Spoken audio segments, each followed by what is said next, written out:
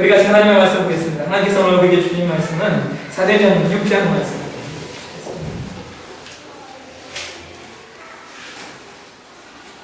사도행전 6장 1절에서 7절까지 말씀입니다. 사도행전 6장 1절에서 7절까지 말씀 하셨나요? 네, 함께 같이 한 목소리로 공독해 올리겠습니다.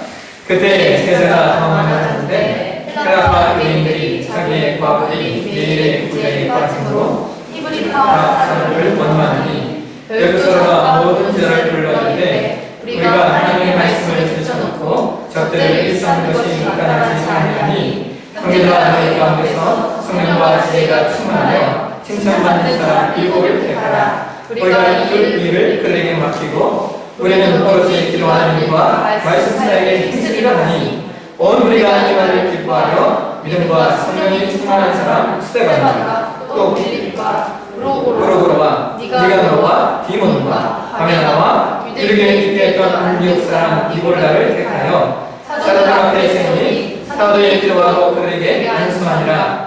하나님의 말씀이 점점 광성하여 예루살렘에 있는 제자의 수가 더 심히 많아지고 허다한 제사장의 무리도 이 도에 복종하니라. 아멘. 조명을 명히 들어드리겠습니다. 하나님 오늘도 우리에게 말씀을 주시옵소서. 저희 말씀을 가운데 증거되어질 때 우리가 주의 음성을 듣게 하시고 이 말씀을 통해 우리를 교훈하시고 우리를 새롭게 하시고 우리를 격려하시는 하나님의 선하신 목적 앞에 우리 모두 세워지게 도와주시옵소서. 성령님 우리 가운데 교통하셔서 내주하셔서 성령의 임재 속에 말씀이 나눠지게 하시고 저는 자나 듣는 자나 하나님의 은혜의 풍성 앞에 세워지게 은혜 베풀어 주옵소서. 거룩하신 예수님의 이름으로 기도하옵나이다. 아멘. 네, 오늘 본문의 말씀을 가지고 종교개혁주를 맞이해서 사람의 한계를 뛰어넘는 교회에 말씀입니다. 오늘은 제495주년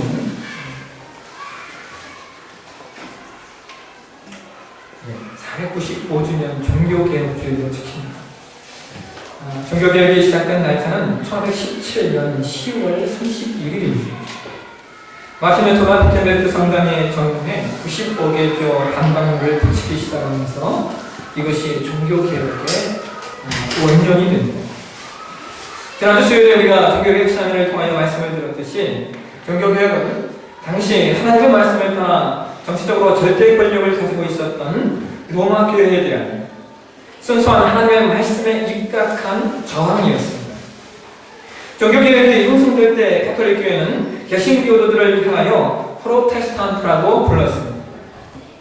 이 프로테스탄트라고 하는 말은 오늘날 의미가 개신교도, 신교도를 의미하는 단어가 되었지만 원래 이 프로테스탄트라는 말의 워낙 원적, 단어적 의미는 항의자들, 반항자들이라고 하는 의미를 가지고 있습니다.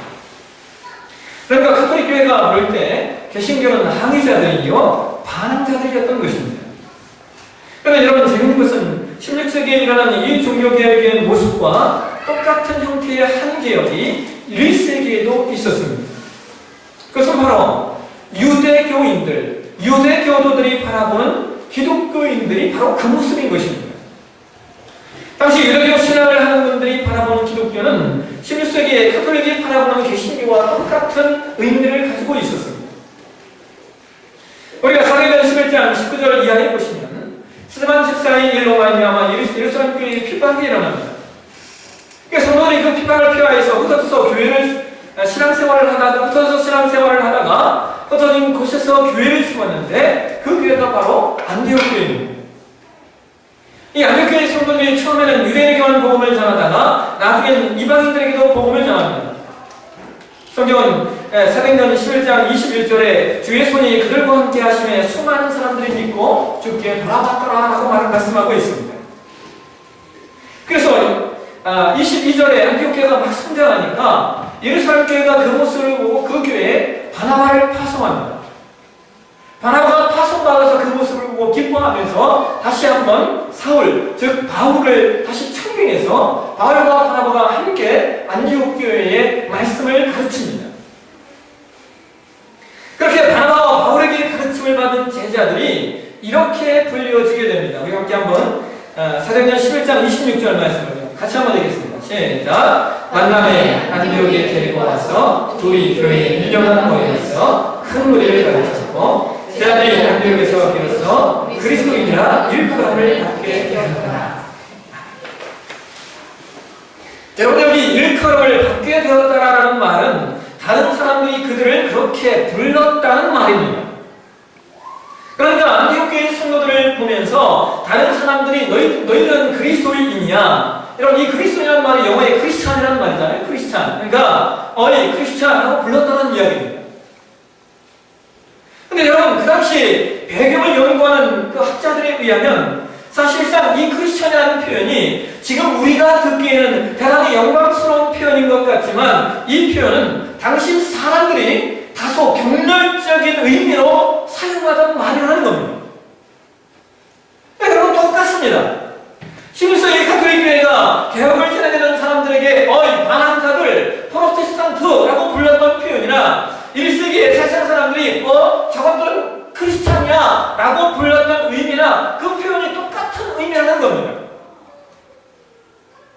그런데 여러분 놀라운 것은 안디옥 교회 성도는 크리스천다라는 말을 기뻐했다는 것이고 동시에 종교개혁을 일으켰던 성도들 역시 프로테스탄트라는 말을 역시 기뻐했다는 것입니다.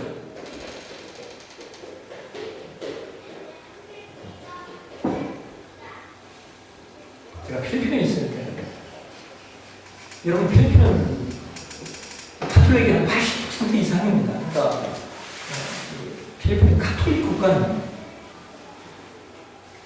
제가 있었던 지역이 바기오라는 지역이었습니다.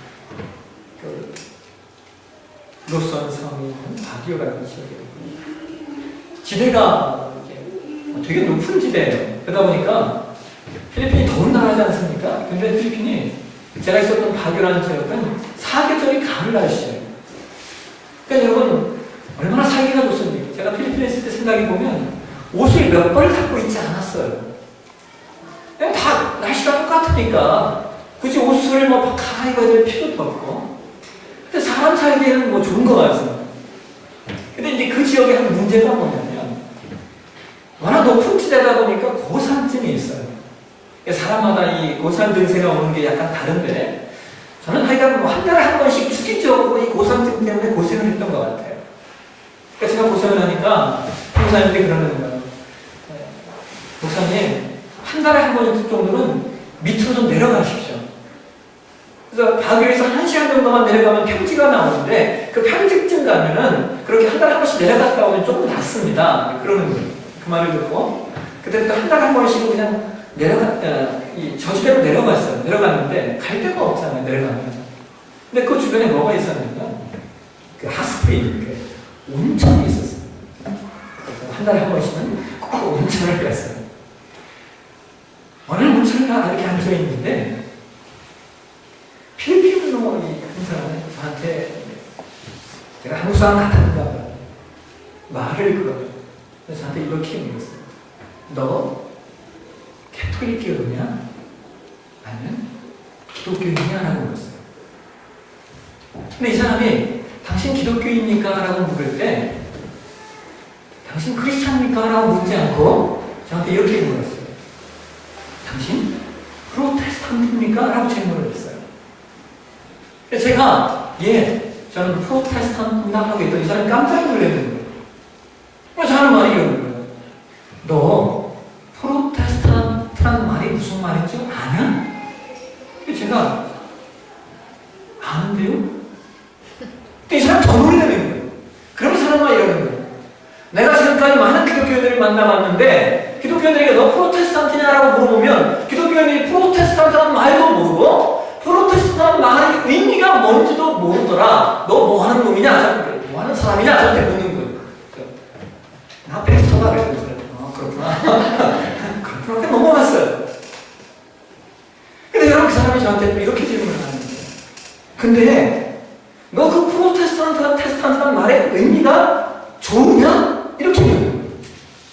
제가 그 의미가 무슨 말인지 알잖아요. 그래서 제가 그때 한참을 이 사람에게 설명을 했어요.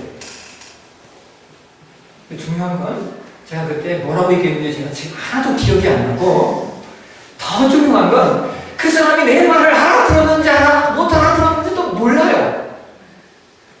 왜? 영어로 얘기했으니까. 하여간 여러분 기억하시죠? 우리는 프로테스탄트들입니다.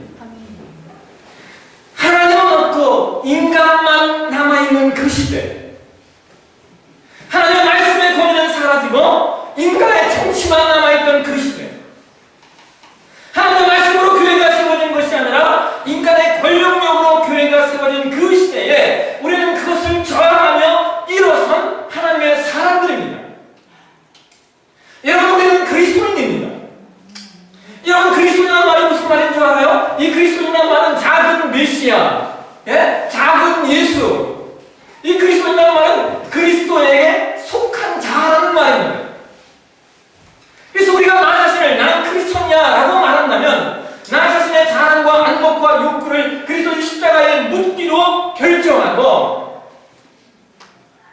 내 삶을 단순히 나의 삶이 아니라 내가 작은 예수가 되어 하나님의 영광을 위하여 살겠다고 선언한 그 사람들, 그것이 바로 크리스찬이요, 그것이 바로 저와 여러분입니다.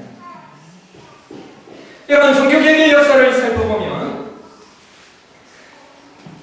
여러분 정말 그 당시에 그 싸움은 계란으로 바위를 치는 것과 같은 싸움입니다. 여러분, 그 당시 로마 가톨릭 교회의 권력이라고 하는 것은 이 교황이 왕을 임명해야 왕이 되었습니다. 또 당시 가톨릭 교회는 종교재판소라고 하는 게 있어요. 종교재판소. 이 종교재판소가 뭐냐면 가톨릭 교회에 저항하는 사람들 다 제거하는 곳입니다. 여러분, 그래서 역사에서 여러분은 그 마녀사냥이라는 말 들어보셨잖아요. 이 마녀사냥을 중세교회가 아주 잘 이용했습니다. 그런 우소부리의 권력 앞에 그들의 문제점을 이야기하고 그들의 잘못된 것을 지적한다라고 하는 것은 여러분 정말 죽음을 죽기로 각오하지 않으면 안 되는 일이었습니다. 우리는 보통 종교개혁이 16세기에 시작되었다고 일반적으로 알고 있지만, 여러분 사실상 종교개혁의 그 기운, 어떤 시작점은 사실상 12세기부터 봅니다. 이미 12세기부터 종교개혁의 기운들이 있었다고 하는 거예요. 역사 속에서 말도파나 위클리프나 후스 같은 사람들이 종교개혁의 기운을 불어넣었습니다. 특별히 저는 오늘 이 종교개혁주의를 나두해서 제가 여러분들에게 왈도파에 대해서 좀 소개하고자 합니다. 왜냐하면 이 왈도파는 12세기 최초로 종교개혁 운동을 일으켰던 사람들이기 때문입니다. 제가 신학대학원에 다닐 때 그 종교개혁사를 지난주에 수요일에 오셨던 이종용 목사님께 제가 배웠습니다. 이 종교개혁사가 이종용 목사님 아직 그때 점수를 잘 안 주셔가지고 아직도 성남하거든요. 근데 목사님 강의하시면서 이런 얘기를 합니다. 우리가 종교개혁사를 연구할 때 가장 중요하게 봐야 될 그 파 중에 하나가 왈도파라는 거예요. 왜 그러냐면 이 왈도파는 오늘날 우리가 계승하는 개혁파 신앙과 대단히 유사한 점이 있대, 대단히 일치점이 많다라고 하는 거예요. 그래서 우리에게 왈도파에 대해서 연구해보라고 말씀하셨습니다. 이런 왈도파 개혁운동은요, 프랑스 리옹의 상인이었던 피터 왈도라고 하는 사람에 의해서 일어납니다. 여러분, 이 사람은 상인이었어요. 근데 이 사람이 상인으로서 일을 하면서 일을 좀 잘했던지 돈을 좀 많이 벌었습니다. 돈을 좀 벌고 나니까 이 사람이 이제 고민이 하나 생겼는데, 그 고민이 뭐냐면 지금 내가 섬기고 있는 카톨릭 신앙이 무엇인가에 대한 고민이 생겼습니다. 그래서 이 사람이 고민하다가 기독교 신앙의 핵심은 하나님의 말씀인데 한 번도 성경을 본 적이 없는 거예요. 이 사람이 돈이 있으니까 어떻게 했냐면 두 사람을 고용을 해가지고 당시 라틴어 성경인 이 마태, 마가, 누가, 요한복음을 당시 자기가 읽을 수 있는 그 로망스어로 번역하게 시킵니다. 그래서 그것을 번역한 내용들을 가지고 이 사람이 마테마라 누가 요한복음을 열심히 읽는 거예요. 읽고 나보니까 가톨릭 교회가 이야기하는 것과 다른 거예요. 이 사람이 고민하면서 또 다른 성경들을 번역하게 시켰고, 또 고민하면서 여러분 사도들의 신앙을 개성했던 교부들의 책도 열심히 번역해서 사람이 열심히 공부를 했어요. 거기서 이 사람이 깨달음이 이제 깨달은 거예요. 뭘 깨달았냐면, 사자나 주교, 교황의 말이다 할지라도 인간의 말은 믿음의 토대가 될 수 없다라는 걸 깨닫습니다. 믿음의 토대는 오직 하나님의 말씀, 성경이라고 하는 걸 이 사람이 깨달아요. 또 중보자는 교황이 아니고 중보자는 오직 예수 그리스도 밖에 없다라고 하는 사실을 깨닫고, 성례는 예수님이 제정하신 성찬과 세례식 밖에 없다라고 하는 것을 이 사람이 성경을 읽으면서 깨닫습니다.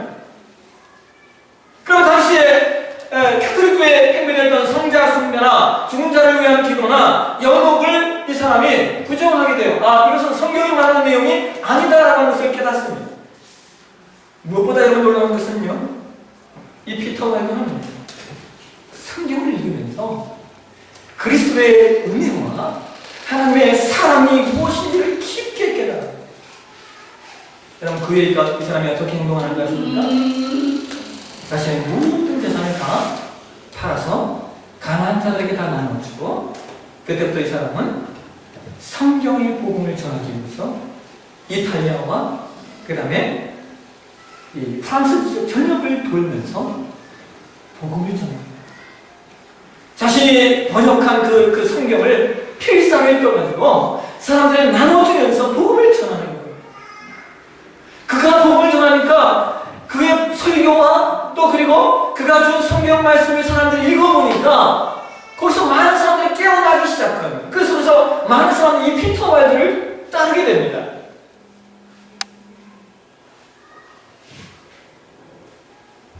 이 모습을 본 가톨릭 교회가 어떻게 됐습니까? 여러분 지난주에 이종용 목사님 그런 얘기 하셨잖아요. 가톨릭 교회가 성경을 읽지 못하는 법을 만들었다고요. 그럼 그 법이 누구 때문에 생긴 건지 아십니까? 이 왈도파 때문에 생긴 겁니다. 왈도파가 성경을 번역해서 사람들에게 읽히게 시키니까 그들의 신앙이 개혁되는 거예요. 가톨릭 교회가 보니까 안 되겠거든요. 그래서 1929년에 발렌시아 회의를 통하여서 성경을 읽지 못하도록, 평신도들이 읽지 못하도록 그걸 법으로 제정합니다. 그리고 그 법에 의거하여서 왈도파를 핍박하기 시작합니다. 가톨릭의 핍박으로 말미암아 그 당시 순교당한 왈도파의 성도들이 여러분 몇 명쯤 되었을 것 같으세요? 몇 명쯤 되었어요? 그 가톨릭의 핍박으로 순교당한 왈도파 성도들이요, 여러분 최소한 90만 명에서 많으면 100만 명이었다고. 여러분 그때 얼마나 핍박이 심했는지요? 여러분 임산부를 돌에 이렇게 깔아서 죽였대요. 죽이고 보니까 400여 명의 부녀자들과 어린아이들이 동굴로 도망을 갔는데, 여러분 동굴로 들어갔으니까 갈 데가 없잖아요? 문 앞에다 불 지펴가지고 그 400명을 다 죽여버렸다는 거예요. 그 당시 왈도파의 본거지가 피드몽이라고 하는 지역이었는데, 역사학자들이 뭐라고 말하는 거 아십니까? 그 피드몽 골짜기에는 피가 강물처럼 흘러넘쳤다.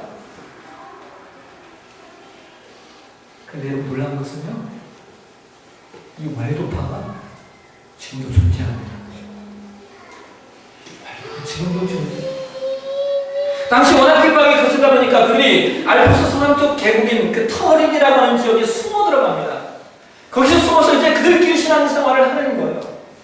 놀라운 건 그 지역의 그 왈도파가 그 신앙을 지금도 그대로 계승하고 있다는 거예요.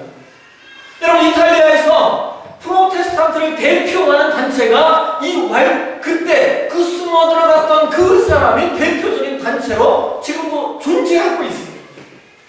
여러분, 이것이 어떻게 가능합니까? 왜 가능해요? 그들에게 무엇이 있었기 때문에? 성경이 있었기 때문입니다. 사랑하시는 여러분, 수백 년의 역사를 통하여 그와 같은 핍박과 어려움 속에서도 그들이 한결같이 그들의 신앙을 개선할 수 있었던 것은 오로지 하나님의 말씀 때문입니다. 그래서 여러분, 하나님의 말씀이 사라진 시대에는, 여러분 중세 시대 하나님의 말씀이 사라진 그 시대에는 말씀이 사라지면 반면에 등장하는 게 뭐예요? 사람의 권력과 사람의 욕심만 팽배되더라는 겁니다. 여러분, 초대교회 당시에도 이와 유사한 위기가 하나 있었어요. 초대교회가 대단한 교회였지만 그렇다고 문제가 없었던 교회는 아니었습니다. 오늘 보면 사도행전 6장으로 가시면 성경 1절에 이렇게 말씀하고 있습니다. 우리 한번 같이 한번 읽어보실까요? 시작! 그때 제자가 더 많아졌는데 헬라파 유대인들이 자기의 과부들이 매일의 구제에 빠짐으로 히브리파 사람을 원망하니. 여러분, 당시 초대교회는 그 구성원이 모두 유대인이었습니다. 근데 그 유대인 안에서 두 부류의 유대인이 있었어요. 하나는 히브리파 유대인, 절대 다수인 히브리파 유대인. 그 다음에 또 하나는 헬라파 유대인이었습니다. 히브리파 유대인은 유대 땅에서 태어나서 아람어와 히브리어를 구사하는 사람들이었고, 헬라파 유대인은 유대 외 지역에 태어나서 헬라어를 쓰고 있었던 사람들입니다. 그런데 이들에게 과부를 구제해주는 것 때문에 문제가 생겼습니다. 그 구제를 공평하게 해야 하는데 히브리파에 속한 과부는 구제를 잘 받는데 반면에 헬라파에 속한 과부는 자꾸 구제받는 것에서 빠지는 거예요. 그래서 헬라파에 속한 성도들이 히브리파 사람들을 원망합니다. 그러니까 여러분, 이게요, 그때나 지금이나 달라진 게 아무것도 없어요. 있잖아요? 헬라파, 히브리파, 나중에 이방인파가 또 등장해서 아볼로파냐, 바울파냐, 막 그러잖아요? 그러니까, 그때나 지금이나 사실 별로 달라진 건 없어요. 교회 안에 이와 같은 어려움이 생기자, 12사도가 제자들을 불러놓고 이런 결정을 내려요. 우리 함께, 사도행전 6장 2절과 4절 말씀을 함께 같이 한번 읽겠습니다. 시작! 12사도가 모든 제자들을 불러 이르되, 우리가 하나님의 말씀을 제쳐놓고 접대를 위하는 것이 마땅하지 아니하니 형제들아, 너희 가운데서 성령과 지혜가 충만하여 칭찬받는 사람 7을 택하라. 우리가 이 일을 그들에게 맡기고 우리는 오로지 기도하는 것과 말씀 사역에 힘쓸 하니. 여러분, 사도는 교회에 어려움이 생기자 그냥 대충 뭐만 하려고 했던 것이 아니라 모든 제자들, 모든 성도들을 불러놓고 그 일을 해결해요. 그들은 두 가지 결정을 내립니다. 먼저, 교회가 교회들인데 가장 큰 우선순위가 무엇인가를 결정해요. 교회가 교회들인데 가장 큰 우선순위는 하나님의 말씀을 나누고 기도하는 일이라는 거예요.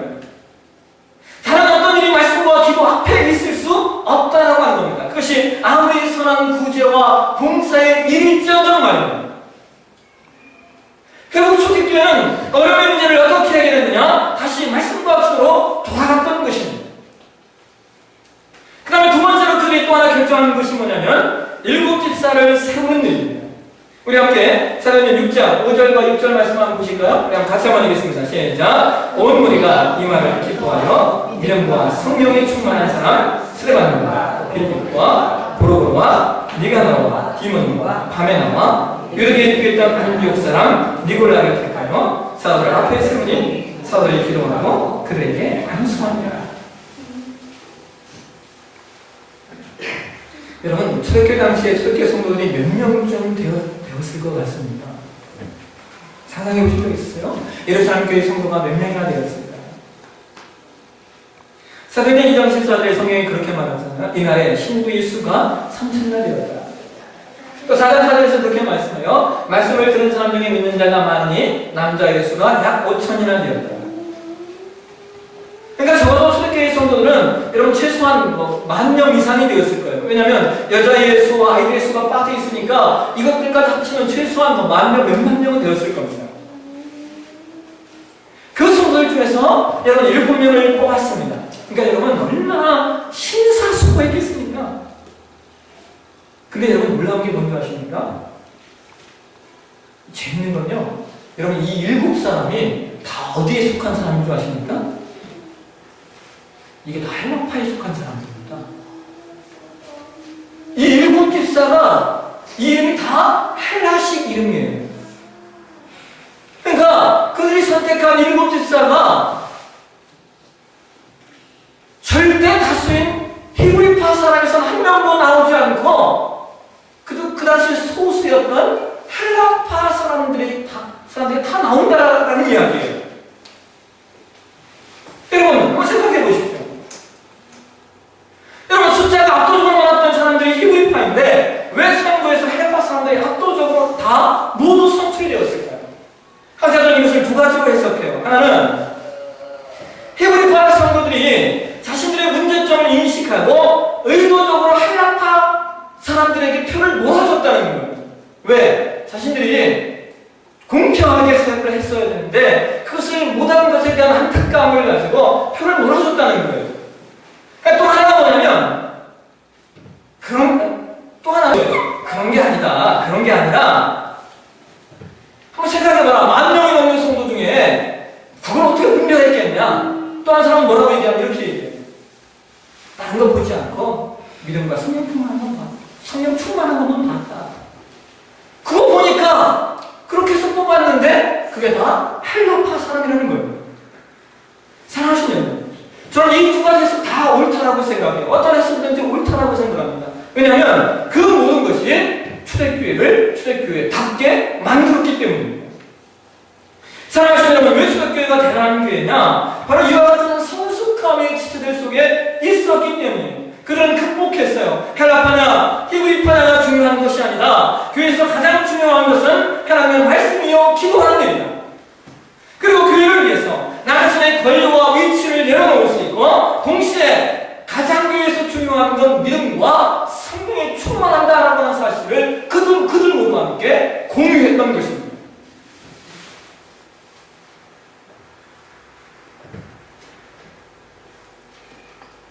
여러분 초대교회 7 집사를 아십니까? 근데 재밌는 것은 이 7 집사 중에 한 5명은 이들이 어떻게 사역을 했는지 내용이 나와 있지 않아요. 근데 한 2명은 정확히 기록이 되어 있습니다. 여러분 누구예요? 스테반 집사. 예루살렘 교회 최초의 순교자입니다. 여러분 빌립 집사를 기억하세요? 에티오피아 메시에게 에티오피아 국보를 맡은 메시에게 성령의 인도하심을 받아서 그에게 가서 복음을 전하던 사람이었습니다. 그러니까 초대교회 집사라고 하는 그 호칭과 내용들은 오늘날 우리가 생각하는 개념과는 상당히 다릅니다. 그들은 말씀과 기도에 사로잡힌 사람들이었고 말씀과 기도에 능한 사람들이었습니다. 이렇게 초대교회가 인간의 한계를 극복하는 교회로 만들어지자 여러분 어떤 결과가 나타났습니까? 우리 7절 한번 보실까요? 7절 우리 같이 한번 읽겠습니다. 시작. 하나님의 말씀이 점점 왕성하여 예루살렘에 있는 제자의 수가 더 힘을 많고 화려한 제사장의 무리도 이들에 복종한다. 사랑하시는 여러분, 저는 오늘 종교개혁주의를 맞아요. 우리 아드람 교회가 다시 한번 하나님의 말씀 앞에 온전히 세워지는 교회가 되었으면 좋겠습니다. 네. 하나님 말씀 앞에 생명 거는 교회, 믿음과 말씀에 충만함 있는 교회로 우리 아드람 교회가 세워져서 사람의 한계를 극복하는 하나님의 축복하시는 그런 교회, 그런 저와 여러분이 되시길 주의 이름으로 축원합니다. 기도하겠습니다.